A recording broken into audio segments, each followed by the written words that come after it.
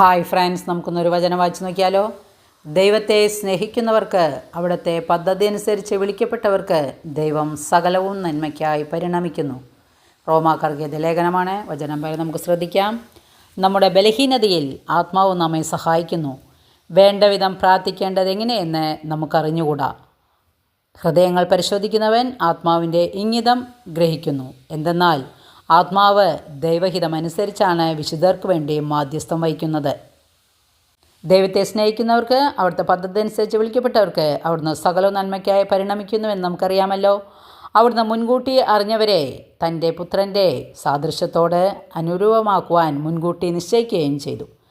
ഇത് തൻ്റെ പുത്രൻ അനേകം സഹോദരരിൽ ആദിജാതനാകുന്നതിന് വേണ്ടിയാണ്. താൻ മുൻകൂട്ടി നിശ്ചയിച്ചവരെ അവിടുന്ന് വിളിച്ചു, വിളിച്ചവരെ നീതീകരിച്ചു, നീതീകരിച്ചവരെ മഹത്വപ്പെടുത്തുകയും ചെയ്തു. വചനം ഇഷ്ടപ്പെട്ടെങ്കിൽ ലൈക്ക് ചെയ്യണേ. Okay, thank you, bye.